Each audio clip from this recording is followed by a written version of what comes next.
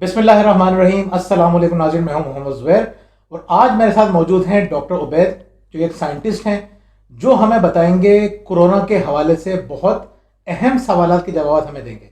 तो डॉक्टर साहब, मुझे ये बताइए कि कोरोना जो है, लोग जनाजों के मामले में इतनी एहतियात कर रहे हैं और इतनी पाबंदियां और हॉस्पिटल जाते हुए इतना डर रहे हैं, तो आप क्या कहते हैं, जनाजा हमारे लिए इतना ख़तरनाक हो चुका है?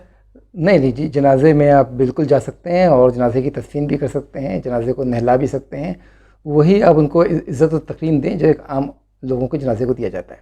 ये एक अफ़वाह है और ये ज़हनी जो साइंसी सलाहियत है उसकी कमज़ोरी बताता है। वायरस से अगर वो मरे हैं, किसी का आपका इंतकाल हुआ है, तो वायरसेस ऑब्लिगेट पैरासाइट्स हैं, ये सिर्फ ज़िंदा चीज़ों पर ग्रो करते हैं। अच्छा। तो वायरस इसका सीने में रहा होगा, नाक से लेके सीने तक में रहा होगा। तो नाक, मुर्दा जो बॉडी होती है वो ना छींक सकती है, ना खांस सकती है, ना बात कर सकती है, ना सांस ले सकती है, ना सांस छोड़ सकती है। तो वायरस निकलेगा कहाँ से?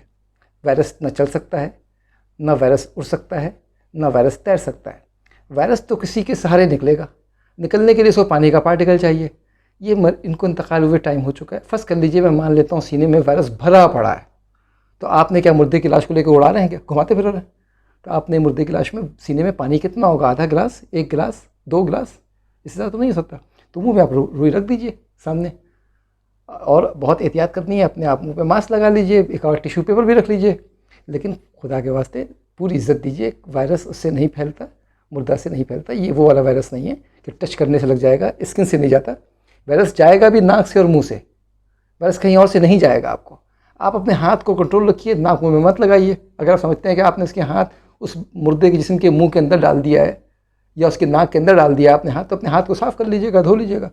इससे ज़्यादा खर्चा नहीं है। अच्छा डॉक्टर साहब, और ये बताइए कि नमाज जनाजा के मुतालिक आप क्या कहते हैं? इतनी एहतियात की जा रही हैं, सिंध गवर्नमेंट बहुत ज़्यादा जोर दे रही है, जनाजे लोगों को के हवाले नहीं किए जा रहे हैं, तो आप क्या समझते हैं, इतनी एहतियात सही है या इतनी एहतियात सही नहीं है, गलत है? देखिए, जब आप बंदर के हाथ में नारियल दे देंगे तो ऐसे ही फैसले होंगे।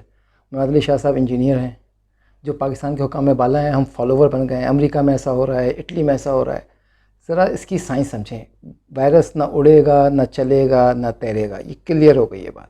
वायरस मुर्दा चीज़ों पे ज़िंदा नहीं रहेगा। वायरस, आपने जो मुंह पे मास्क लगाया हुआ है, ये वायरस को नहीं रोक सकते, ये बाहर निकलेगा। ये ज़रूर है कि वायरस जिसके साथ निकलेगा वो पार्टिकल बड़ा है, वो है आपके वेपर्स हैं, नज़ले के, ज़ुकाम के, मुंह के वेपर्स हैं, ये उस पार्टिकल को रोकेगा। वायरस तो बहुत छोटा है, वो तो इतना छोटा है कि आपके पास ऐसा फ़िल्टर पेपर नहीं है वायरस को आप रोक सकें। तो वो जो मुंह पे मास्क लगा हुआ वो रोक लेगा। अब ये मास्क कहाँ लगाना है? ये थोड़ी है घर में मास्क लगा के बैठे रहना है। मास्क आपने लगाकर बहुत सारी बीमारियों को रोक लेते हैं आप, क्योंकि एक इंसान एक दिन के अंदर कम से कम 2 अरब पार्टिकल झाड़ता है। अच्छा। एक इंसान, हर एक खांसी में इंसान लाखों पार्टिकल झाड़ता है। ये पार्टिकल जहाँ पे गिरते हैं, ये ऐसे ही है जैसे समुंदर में एक कतरा गिर गया। लाखों पार्टिकल एक समुंदर में गिरते हैं, क्योंकि हल्ला कम वो हवा है। अब इस समुंदर में अगर ये कंजस्टेड हवा है, घर में घूम रही है, तब तो आप तक पहुँचेगी। अगर ये हवा, यहाँ खिड़की खुली है, दरवाज़ा खुला है, हवा गुजर रही है, तो वो ख़तरा पता भी नहीं चलेगा। अगर यहाँ पर गर्मी है तो ख़तरा यूँ उड़ जाएगा। अगर सूरज की लाइट आ रही है तो वायरस खुद मर जाएगा। बहुत सारी हैं, इतने असबाब नहीं है। अच्छा, हर को वायरस पहुँच जाए तो इस बात का कहीं पे भी कहीं सबूत नहीं है कि हर आदमी इन्फेक्टेड हो जाएगा। अच्छा। हाँ, ये नहीं है कि वायरस आपने छू लिया तो आप इन्फेक्टेड हो जाएंगे। आपके नाक तक वायरस पहुँचना है, और वायरस कितना पहुँच सकता है ये आप रिस्क निकाल लीजिए कि आप कहाँ बैठे हुए हैं। अगर आप क्लोज इन्वायरमेंट में बैठे हुए हैं, इस खतरा ज़्यादा है। अगर आप कंजस्टेड हैं, खतरा ज़्यादा है। अगर आप बग़ैर एसी में हैं, खतरा ज़्यादा है। अगर वो खुला है तो खतरात कम है। अगर सामने वाला बंदा छींक नहीं रहा है, खतरात कम है। सामने वाले ने अगर मुंह में मास्क लगाया हुआ है, खतरात कम है। आपने मास्क लगाया हुआ है, खतरात कम है। तो हमें खतरात कम करने पड़ेंगे। ज़ीरो तो कोई नहीं कर सकता। ना मौत टाली जा सकती है, ना वायरस टाला जा सकता है। खतरात, इम्कानात कम करके तसल्ली की जा सकती है। इस वायरस के साथ एक और मसला ये है कि ये एसिम्प्टोमेटिक है, बग़ैर अलामत के लोगों में मौजूद होता है। जब बग़ैर अलामत के मौजूद होता है तो हम साथ सफ़र भी करते हैं, साथ बैठते भी हैं। जैसे ही अलामत का पता लग जाता है तो हम खुद उसके सामने चाँद की मखलूक बन जाते हैं। ये कपड़ा पहन लिया, वो पहन लिया। तमाशा है, साइंस को समझने की कोशिश करें, साइंस के साथ मजाक ना करें। क्योंकि अगर दुनिया कर रही है तो दुनिया अक्ल इस्तेमाल नहीं कर रही है, आप अक्ल इस्तेमाल कीजिए। कोई बताए कि वायरस क्या उड़ सकता है? वायरस नहीं उड़ सकता, वायरस तैर नहीं सकता। तो हमें समझना पड़ेगा। अच्छा डॉक्टर साहब, ये बताइए कि ईद की नमाज के हवाले से आप क्या कहते हैं?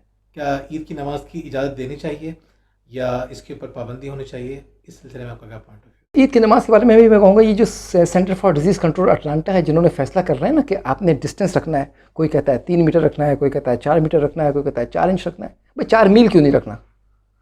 आप कह रहे हैं कि छींकेंगे तो 4 मीटर तक चला जाएगा, फिजिक्स कहती है पार्टिकल जा सकता है 4 मीटर तक, तो पार्टिकल जाएगा तो उड़ेगा, लग में लग जाएगा। हमने इस बुनियाद पर ये रिस्क ज़्यादा है तो हमने कहा 4 मीटर फासले पर खड़े हो जाए। देखिए, मज़हब का नमाज के कुछ असूल थे। एक ही सफ़ में खड़े हो गए महमूद अयास, ना कोई बंदा रहा ना कोई बंदा नमाज। छोड़ दें अमेरिका इंग्लैंड को। आप मुझे ये बताएं कि जब आप उल्टी करते हैं खड़े होकर तो क्या बराबर वाले को उल्टी लगती है? उल्टी सामने जाती है। आप जब छींकते हैं खांसते हैं तो वो जो छींक खांस है वो फैलती ज़रूर है, लेकिन नाक में नहीं पहुंचती, वो नीचे गिरेगी। हर पार्टिकल नीचे आएगा, जो हवा में घूमने वाला है घूमने आएगा। तो मस्जिद में आप कहें कि जी आसमान के नीचे नमाज़ पढ़वाएं, हवा तेज़ चलवाएं वहाँ पर, और ये जो 3-3 फीट का फासला छोड़ा हुआ ना, सब तमाशा है। अच्छा, आप पाँव से चल के तो जा रहे हैं, अगला सफ़ वाला जा रहा है तो पिछले 6 सफ़ को क्रॉस करता हुआ जा रहा है, उसके पाँव वहाँ पड़ रहे हैं जहाँ बंदे ने नाक लगाना है। उस पर तो कोई कंट्रोल नहीं है, क्योंकि वो अमरीकियों ने नहीं बताया। इस पर कंट्रोल लगा दिया है। जहाज़ में लोग बैठ रहे हैं तो एक यूँ बैठा है, एक पीछे बैठा हुआ है, वो आप काबिल कबूल है। उसमें तो 3 मीटर का डिस्टेंस नहीं मांग रहे कि जहाज़ में 3-3 मीटर का डिस्टेंस हो, जहाँ पर एक ही एसी है। ये तमाशा है। रिस्क तो रहेगा, लेकिन अगर आप साथ साथ खड़े हो जाएंगे तो मुझे साइंसी सबूत नज़र नहीं आते कि मुंह से जब नमाज में आप बोल नहीं रहे, जब आप बोल नहीं रहे तो पार्टिकल नहीं निकलेगा। पार्टिकल निकलेगा आपके बोलने से, तेज़ बोलने से ज़्यादा पार्टिकल निकलेगा, उर्दू बोलने से कम निकलेगा, पश्तो बोलने से ज़्यादा निकलेगा। ये पार्टिकल अल्फाज के इस्तेमाल का है। नमाज में आप खामोश खड़े हैं, कितने पार्टिकल निकलेंगे, कितने पहुँचेंगे, बताइए तो सही। ज़ीरो तो कुछ भी नहीं होगा। जिन लोगों ने जो शहज़ादे थे और शहज़ादियाँ थी ना, उन तक भी वायरस पहुँच गया। और जिन्होंने नहीं चाहा, जिस घर में लोग इन्फेक्टेड रहे, उनके घर में उनकी अम्मी को नहीं लगा। तो ये तो सोचना गलत है, हमें साइंसी अंदाज से सोचना पड़ेगा। अच्छा डॉक्टर साहब, तो बच्चों ने भी दुआएं करना शुरू कर दी हैं जी कि ये वायरस ख़त्म हो जाए, कोरोना से जान छूटे। तो कब जान छूटेगी हमारी इससे, आपका क्या ख्याल है? देखिए, साइंस क्या कहती है मतलब? मैं साइंसी जो शवाहिद मौजूद हैं उसकी बुनियाद पर अपने अंदाजे लगा देता हूँ, लेकिन मेरे अंदाजे जो हैं वो साइंसी सबूत की बुनियाद पर होंगे।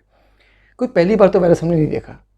अल्लाह मियाँ ने इंसान जानदारों की बका का निज़ाम रखा हुआ है, हर आदमी अपनी बका के लिए। तो वायरस भी अल्लाह का मखलूक है, वो भी बका की जंग लड़ेगा, आप भी लड़ेंगे, एक ने जीतना है।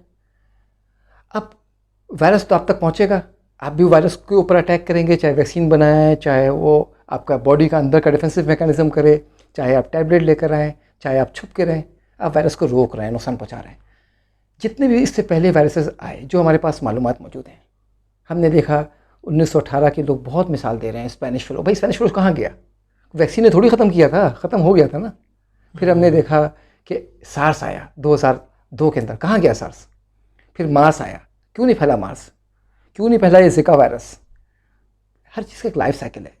जब पहली बार वायरस आपके घर में घुसता है तो 10 लोग होते हैं, उसके पास प्रॉबिलिटी ज़्यादा होती है अटैक करने की।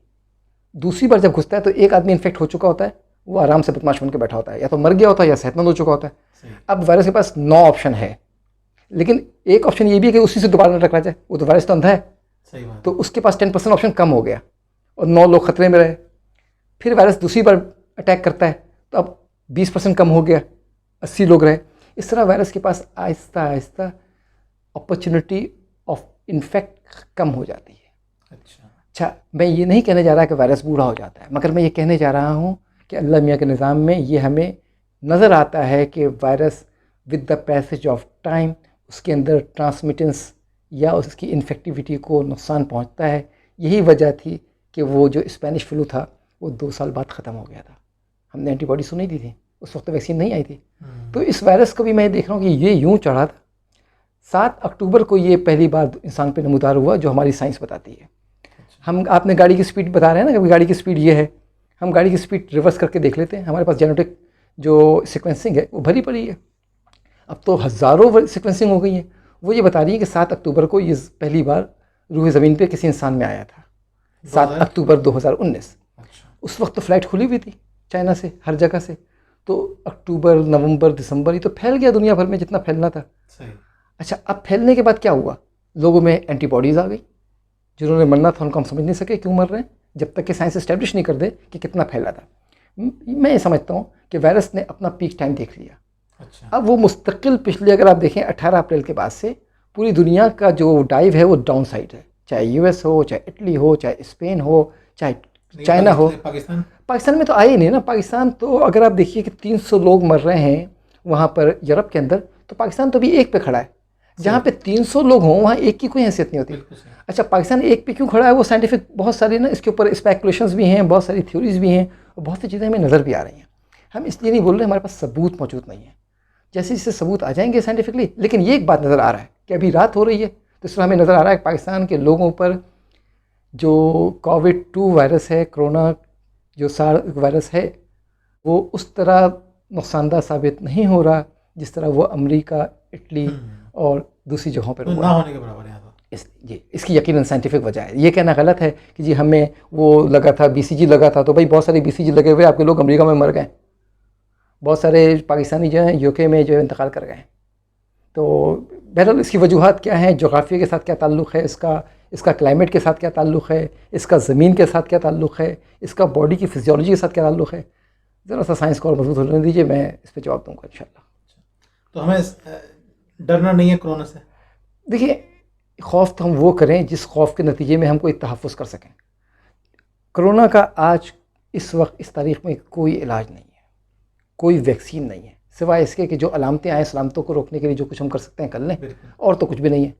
जब आप कुछ कर नहीं सकते तो फिर हम क्या करें? घर छुप के बैठे रहिए उस वक्त तक कि जब तक वायरस आना लपके, या हम सोचें हमें क्या करना है। हमने बचाना है अपने उन बुज़ुर्ग हज़रात को जो ज़्यादा वनरेबल हैं। आपके मुल्क में 4% लोग हैं भाई जिनकी उम्र 65 से ज़्यादा है। अच्छा, अमेरिका के अंदर वो 20% हैं, इटली के अंदर वो 30% हैं, बाकी जगहों पे 24% हैं, 22% हैं। आप तो सिंगल डिजिट पर हैं। अफगानिस्तान में 3% हैं भाई, 65 साल से ज़्यादा उम्र के लोग। तो आपके पास मरने वाली तो लोग ही मौजूद नहीं है। इसका जो वनरेबल जो सूरत हाल है, जो 89% लोगों को टारगेट कर रहा है, 80 to 89, वो उम्र दराज लोग हैं जो आपके पास नहीं है। अच्छा, जी, हर को थोड़ी टारगेट कर रहा है। फिर उसमें भी वो देख रहा है ब्लड प्रेशर के मरीज़ कितने, वो देख रहा है कितने लोग जो हैं वो ओबेसिटी के हैं, मोटे कितने लोग हैं। भाई पाकिस्तान में मोटे लोग नहीं है जिस तरह वहाँ पर हैं। तो इसलिए मैं ये नहीं कहने जा रहा। शराब का भी ताल्लुक है सर? अभी कॉजुअल रिलेशनशिप जो है इस्टेब्लिश नहीं हुई। अच्छा, जो चीज़ नज़र आ रही है, लोग ऑब्जर्वेशन अपनी प्रेजेंट कर रहे हैं, जब तक साइंस डॉट को जोड़ ना सके पजल्स को, जब तक कहना कबल इस वक्त होगा। सफिशिएंट ये बात हो तो रही है ना? जी, हो रही, नज़र भी आ रही है हमें, सफिशिएंट डाटा अवेलेबल नहीं है। अच्छा, डॉक्टर साहब बहुत बहुत शुक्रिया आपका। मुझे यकीन है कि आपको इन बातों से बहुत ज़्यादा रहनुमाई मिली होगी। इन बातों को जहन में रखिए, जो एहतियात आप कर सकते हैं रियलिस्टिकली वो कीजिए, और जिन चीज़ों को कहते हैं ना, what can not be cured is to be endured, इस बात को जहन में रखिए। बहुत बहुत शुक्रिया डॉक्टर साहब। बहुत शुक्रिया, थैंक यू सो मच।